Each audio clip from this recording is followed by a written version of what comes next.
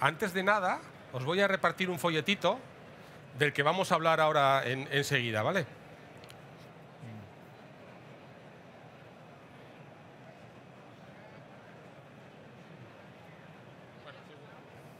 Según vaya viniendo gente, vamos repartiendo folletos. El tema que hoy teníamos era, Manuel, Pues el tema de la cadena de valor, pero desde un punto de vista de cadena de valor de la comunicación visual, pero desde un punto de vista más cercano a lo que nosotros denominamos la tercera dimensión, que es la del rótulo. El rótulo es una parte importante del mundo de la comunicación visual, pero que aúna una serie de conceptos que no son parte de lo que vosotros veis aquí. Aquí estáis viendo, pues sobre todo impresión digital, etcétera. Y nuestro mundo es un mundo más de eso, de la tercera dimensión. La tercera dimensión, que suena un poco raro. Pero es que ahora, como siempre hablamos de la inteligencia artificial y cosas de esas, pues nosotros hablamos. ¿Qué es lo que engloba? Engloba la rotulación, la señalética, la señalización, el PLV también, y el merchandising, etcétera, ¿no? Todo lo que son elementos tridimensionales que conforman un abanico y un universo enorme, ¿no?, en el mundo de la comunicación visual. Manuel, y por ponernos en situación, ¿cuál es la facturación de este sector en los últimos años? El sector está ahora mismo en torno a los 1.800 millones. Es una cifra relativamente modesta, porque el mundo de la inversión publicitaria está en el entorno de los 12.000, entre 12.000 y 13.000 millones, ¿no? La inversión publicitaria, que aúna todos los medios. El mundo el mundo de lo que llamamos el núcleo fuerte de nuestro sector, como digo, rotulación, señalética, señalización, merchandising, PLV, etcétera.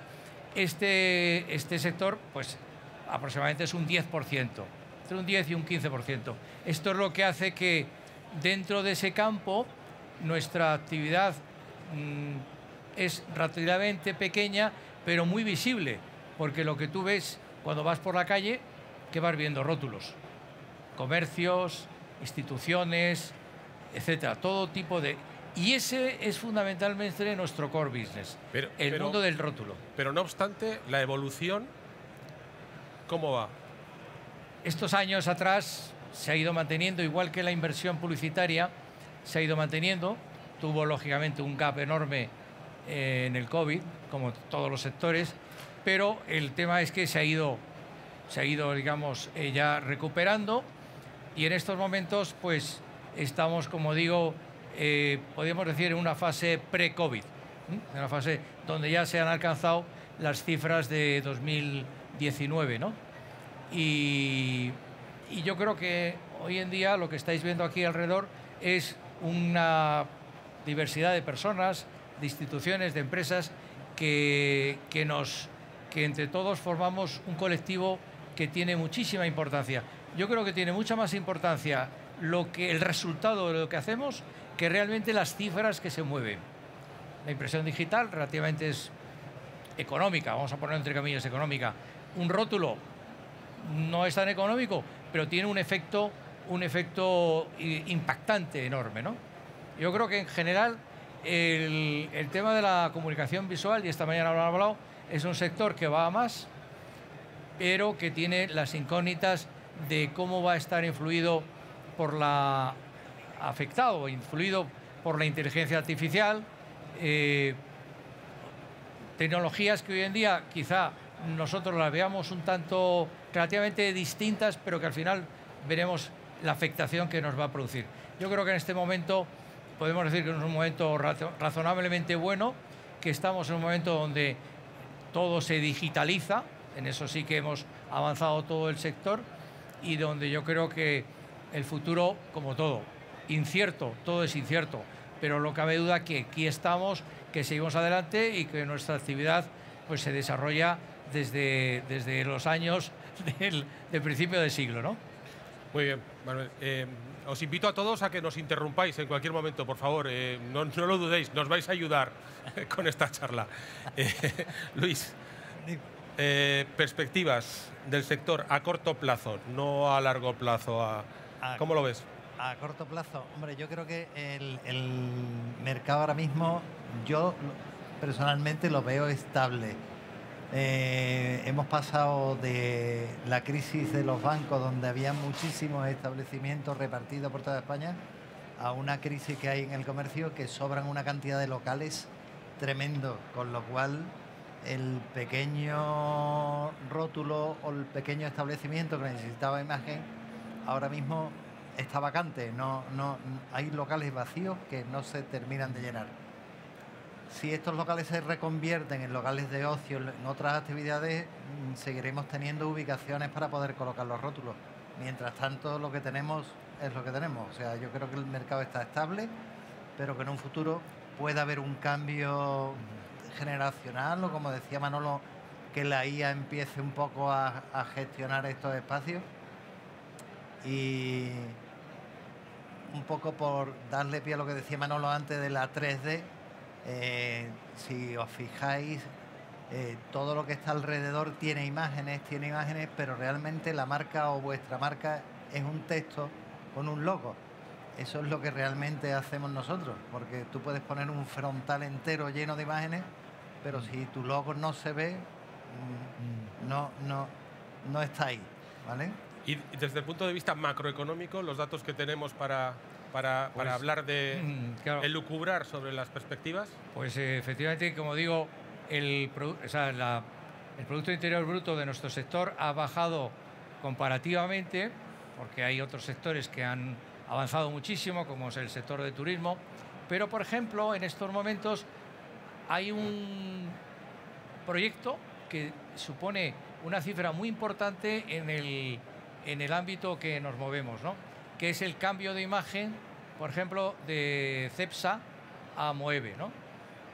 Y ahí, por ejemplo, un proyecto que acaba de comenzar, es un proyecto en el que el logotipo de Moeve es tridimensional y está hecho, como digo yo, a la vieja usanza, es decir, letras corpóreas iluminadas interiormente, de toda la vida. Bueno, pues un proyecto que se supone que es para el 2030, para que sea una marca que se fundamentada y que convierta, que todo el mundo olvide el Cepsa de toda la vida. El Cepsa, como sabéis, o los que entendéis un poco del tema, el Cepsa era, me refiero por ejemplo a la Marquesina.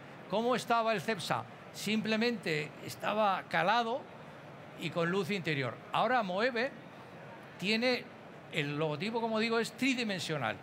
Algo que dices, hombre, pues efectivamente nos viene muy bien a nosotros, pero sigue siendo un concepto que siguen utilizando marcas que están, digamos, fijando su objetivo para 15, incluso para 20 años, ¿no?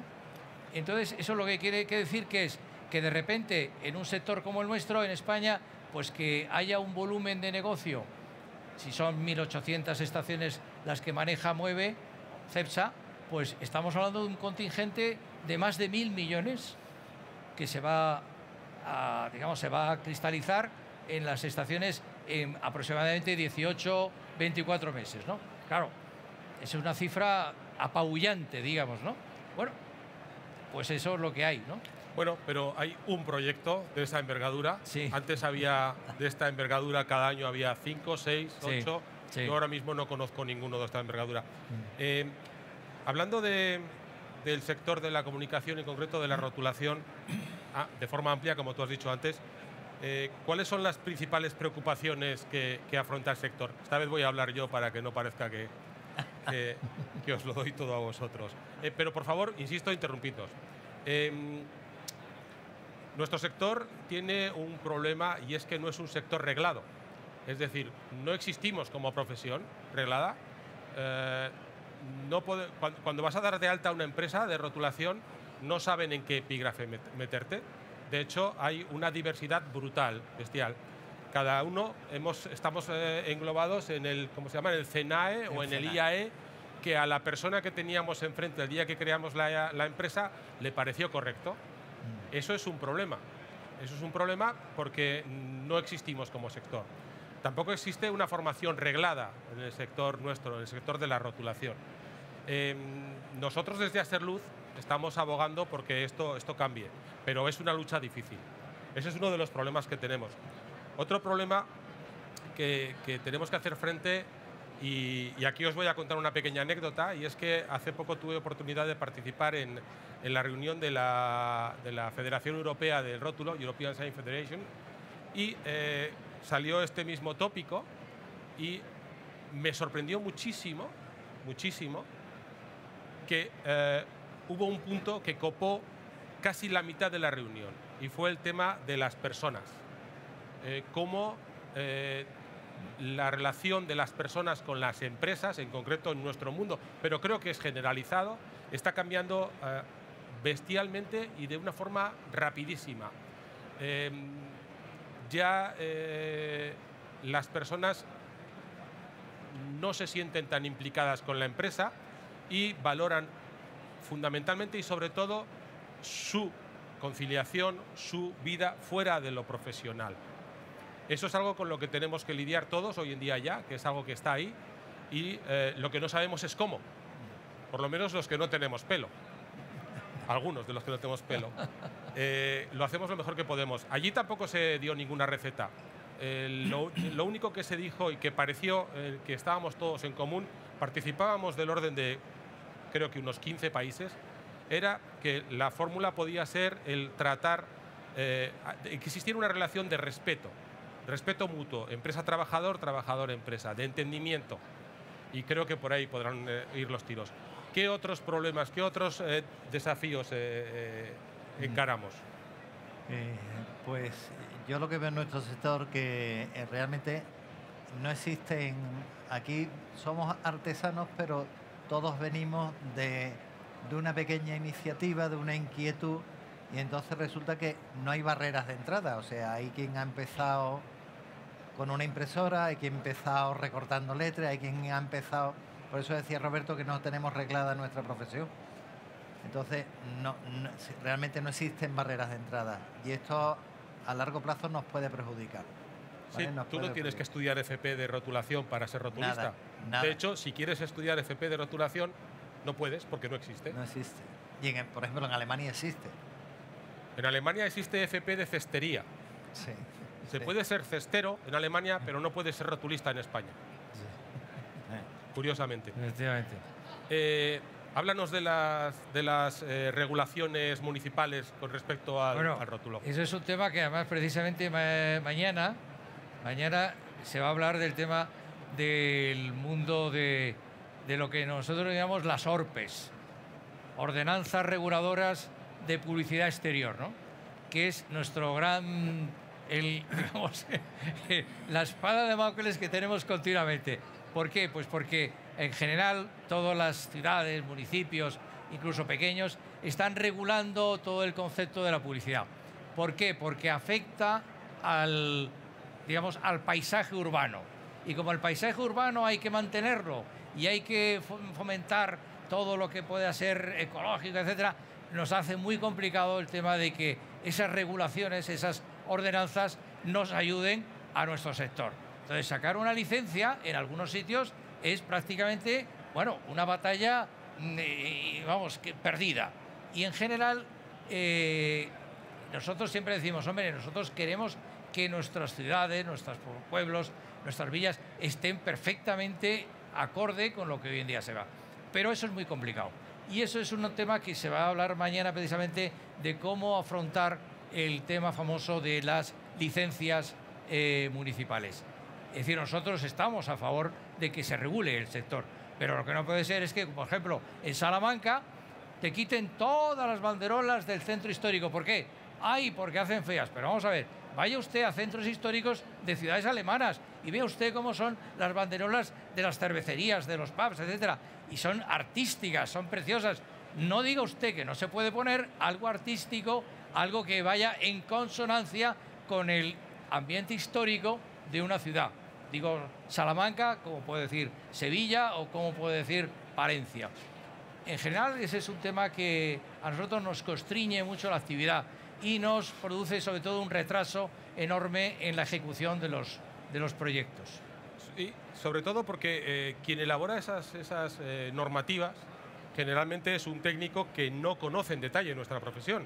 Entonces, por eso tenemos que hacer fuerza, intentamos desde la asociación hacer fuerza para estar en la creación, para que nos den paso, para que nos consulten, para que nos dejen ayudar. Esto no siempre es fácil, pero en el caso de Madrid, en parte se ha conseguido, ¿verdad, Manuel? No, eso, históricamente en Madrid conseguimos en el año 2009, fue el gran avance en el mundo de las ordenanzas reguladoras de publicidad exterior, conseguimos que el ayuntamiento nos diera voz, sin voto, pero voz y asesoramiento para que aquello que el ayuntamiento quería conformar en el concepto de lo que es la publicidad exterior, estuviera de acuerdo, ¿no?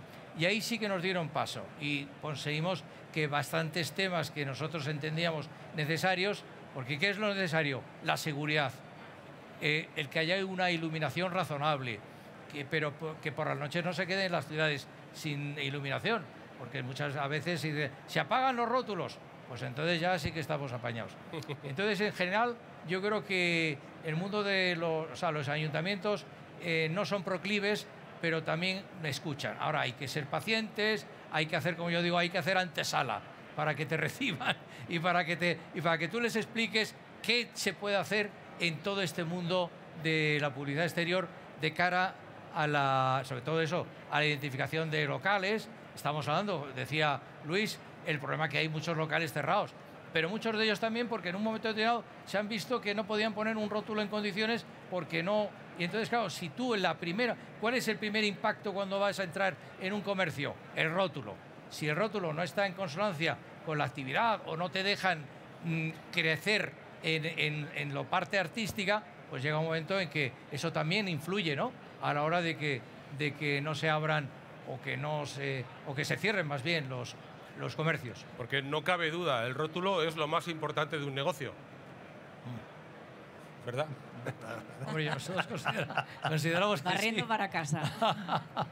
No, hombre, yo creo que el rótulo es una parte fundamental, ¿no? Claro, sobre todo porque es el... Manuel, si no, no entras. Claro, no, es como... Es la acogida, ¿no? La acogida de un comercio, de un local, ¿qué es? Pues, hombre, que la fachada en general esté en consonancia. Esté en consonancia con la arquitectura, pero esté en consonancia con el negocio y con el medio ambiente que lo recoge. Entonces yo creo que eso es una actividad que los ayuntamientos, los técnicos que llevan estos asuntos, más o menos les va calando, ¿no? El tema de que eso es necesario contemplarlo y verlo y estudiarlo. Es un reto verdaderamente el que podamos participar en la creación de esas normativas.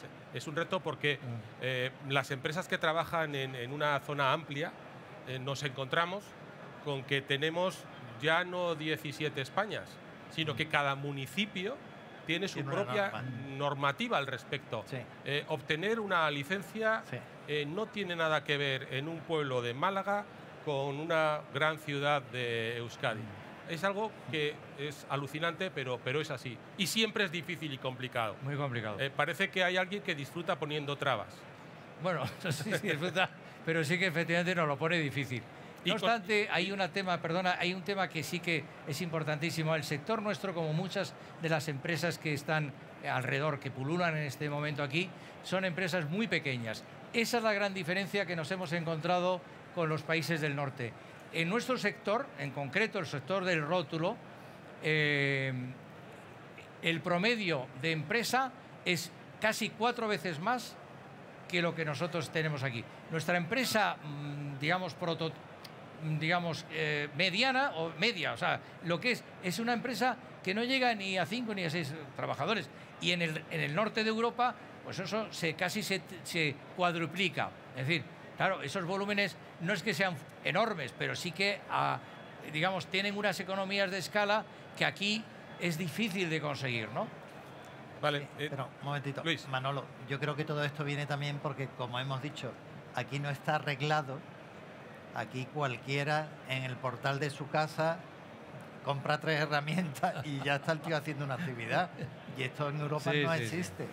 O sea, tú tienes que tener un certificado para contratar la luz, un proyecto, para un montón de cosas. Y esto es lo que hace que estemos tan disgregados. Sí, también es cierto que en Europa esta profesión en concreto varía mucho cómo está gestionada de un país a otro. Es absolutamente distinto cómo se hace en Grecia y cómo se hace en Italia, por ejemplo. No tiene nada que ver. Yo tengo 2 temas más para preguntar y ahora ya sí que si no preguntáis vamos mal. Uno, Luis, desde nuestro punto de vista, ¿cómo podemos conseguir que el sector avance? ¿Qué opinamos? Transmítelo tú. Pienso que en nuestro sector ahora mismo hay muchas asociaciones igual a la nuestra. Nosotros somos Acerluz, pero está FESPA, está Neobis, hay un montón de asociaciones. Y parece que como si todos quisiéramos tirar de una cuerda para llevar esto a un punto, pero que no termina, no concentramos la fuerza. O sea, entiendo que debería de haber una especie de federación que unificara todas estas asociaciones y marcar unas pautas para poner nuestro sector en el escalón que se merece estar, ¿vale? Entiendo que es la única manera, ¿vale? Y un poquito tendremos que avanzar en el futuro sobre esa cuestión para que esto se legisle y podamos tener un CENAE que nos represente, tener unas normativas que den valor a la profesión.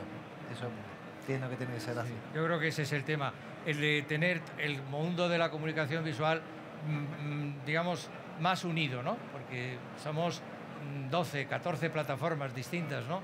Y yo creo que el mundo de la comunicación visual puede tener mucho más voz y mucha más influencia si nos uniéramos en general las distintas partes que componen la comunicación visual. Yo creo que eso es un reto, lo estamos hablando, nosotros hablamos con el resto de asociaciones, sobre todo con FESPA, que es un poco la que hace más de tirón, porque FESPA es internacional y eso hace que tenga unas cualidades distintas a las que tenemos otras asociaciones que estamos a nivel nacional. Entonces, yo creo que eso es uno de los retos, ¿no? Y el otro reto es que las empresas pequeñas se vayan uniendo, vayan poco a poco complementándose para conseguir que sean unidades de negocio de un mayor volumen.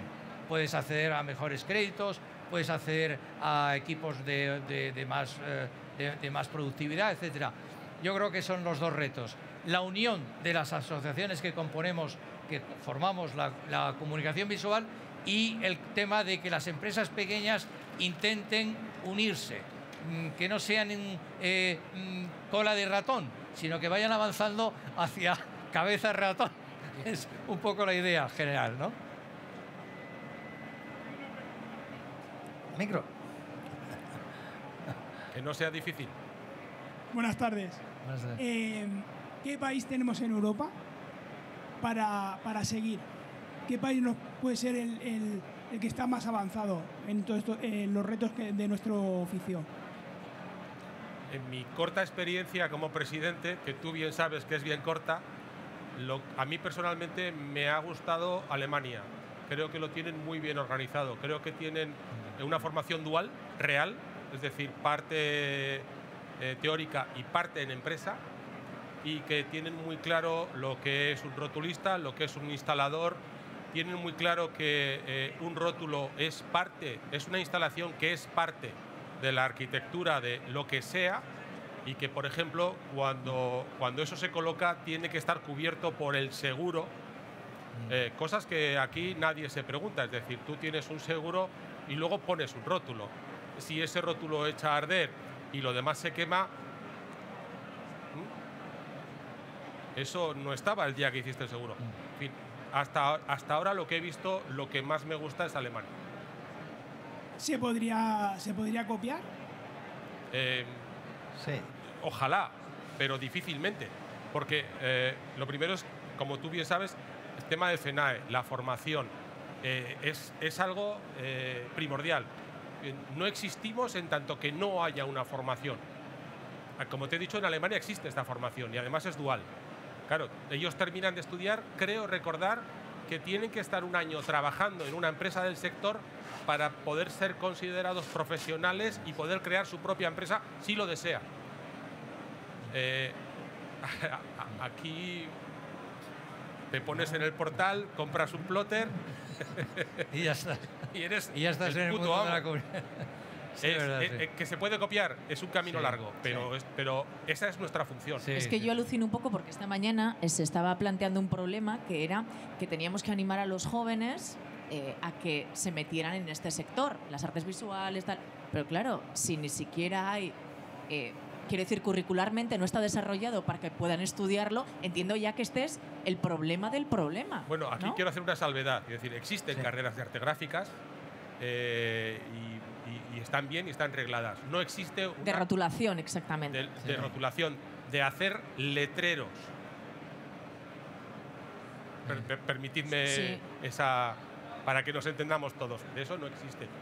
Y más, yo creo que es importante, más en un mundo en el que ahora precisamente la estética, quiero decir, lo estabais diciendo, ¿no? En las ciudades ahora mismo tenemos una conciencia todavía mucho mayor de que las casas no la puedes poner el toldo que tú quieras, rehabilitar como a ti te dé la gana. Quiero decir, visualmente estamos más educados, con lo cual debería haber un desarrollo en ese sentido de la formación profesional, entiendo, ¿no? Por eso ese es uno de los objetivos que tenemos en Aserluz, en la asociación, es intentar llegar a quien corresponda para poner esto sobre la mesa. Ese y otros cuantos. Hay una cosa que os va a llamar la atención, vamos, que creo que es curioso, que nosotros en los convenios colectivos se manejan convenio colectivo del metal, de químicas, etcétera. Madera. Pero hay uno que es curioso, que es que muchas empresas nuestras están en el del vidrio. Dices, ¿y qué tiene que ver el vidrio con nosotros?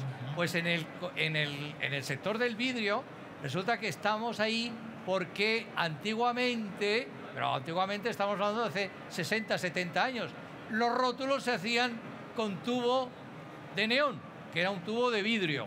Y de ahí todavía, o sea, hay muchas empresas nuestras que están en el gremio, primero porque es más ajustado que el del metal, por ejemplo, y de pronto, y además están las funciones, digamos, las tareas, los trabajos regulados ahí, ¿no? Sí. Manolo, y en el neón y también muchas cristalerías tenían gente que rotulaban en espejo. Si habéis visto los rótulos antiguos, eran sobre un espejo, se decapaba el espejo, se pintaba y eran rótulos que muchas veces se están recuperando ahora por grandes artesanos, pero vienen del vidrio. Entonces en el vidrio sí está arreglada la profesión. En las artes gráficas también hay grados dentro de la imprenta también, pero en nuestro campo no. En nuestro campo no. Es que nosotros unificamos tanto, tenemos un diseño, tenemos un chapista o un herrero que hace la estructura, tenemos un pintor, son muchas profesiones que con micro trabajo hacen algo que es un rótulo que es importante. Nosotros tenemos que tener pues electricistas o gente que conozca el mundo, por ejemplo, de los LEDs, porque los LEDs hoy en día es lo que ilumina el 99% de nuestra producción. Y eso te comporta conocimiento, por ejemplo, de la química digamos, del carbono, porque utilizamos vinilos, acrílicos, policarbonatos, composites, bueno, un universo de productos eléctricos también. Es decir, o sea, somos un compendio. Y es curioso porque mucha gente dice, oye, pero es que tocáis 1000 cosas. Digo, claro, es que el rótulo parece que está hecho con... No, hay mucho detrás. Claro, por eso es lo más importante de un negocio. Yo no quiero dejar pasar la oportunidad. Os hemos repartido unos folletos desde Aserluz, y con la colaboración de Sector Rotulación y Signolia hemos puesto en marcha una iniciativa de recogida de donaciones para empresas del sector afectadas por la Dana. Si nos damos cuenta, ya no aparece ni en el telediario. Bueno, pues esto no está arreglado, ni mucho menos. El problema es gigante para algunas empresas. Nosotros hemos hecho una labor de investigación directamente con asociados de la zona y con ayuda de proveedores hemos localizado de momento unas 30 empresas que están devastadas. Devastadas. Son personas, son colegas de profesión. Hemos intentado ver varias formas de ayudar. Se nos ocurrió poner nuestras instalaciones a su disposición, pero no estaban en el momento, estaban quitando barro. Se nos ocurrió incluso proponerles fabricar, disculpad, elementos a coste para sus clientes. Seguían sin estar en el momento. Muchos de nosotros no hemos podido ir a recoger barro, ¿vale? Pero todos los que estamos aquí, colegas, compañeros, profesionales, proveedores, podemos aportar. Todo lo que se recoja va directamente a esas empresas afectadas. Tenéis el folleto, aquello que se aporte será muy bienvenido. Muchísimas gracias. Si queréis hacer alguna pregunta, todavía hay tiempo, y si no, vamos. Pues un aplauso para ellos.